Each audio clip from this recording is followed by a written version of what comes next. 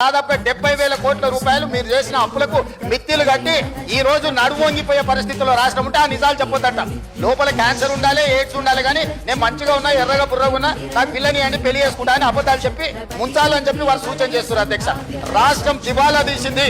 దివాలా తీయడానికి వాళ్ళ అసమర్థవంతమైన 10 సంవత్సరాల పరిపాలన, విద్యుత్ శాఖ దివాలా తీసింది. 88,000 కోట్ల రూపాయల అప్పులే కాకుండా సింగరేణికి బకాయిలు వాళ్ళు అట్లనే పెట్టిండ్రు. ప్రైవేట్ కంపెనీలలో ఎక్కడ తెచ్చిన అప్పులు అక్కడనే ఉన్నాయి. ఇరిగేషన్ లో కాళేశ్వరం కట్టిన అంటారు, మేడిగడ్డ కుప్ప కూలిపోయింది. ఇవాళ ఆ బ్యాంకులకు తెచ్చిన అప్పులు అట్లనే ఉన్నాయి. కాంట్రాక్టర్లకు పెండింగ్ పెట్టిపోయిన 1,000 కోట్ల రూపాయలు అక్కడనే ఉన్నాయి. అధ్యక్ష, కాబట్టి నేను వారికి చేసే సూచన ఒకటే, మీరు ఏం చేసిందో చూసినాకనే ప్రజలు ఒక తీర్పు ఇచ్చింది. ఆ తీర్పు ద్వారైనా మీకు జ్ఞానోదయం కలుగుద్దని ప్రజలు భావించారు.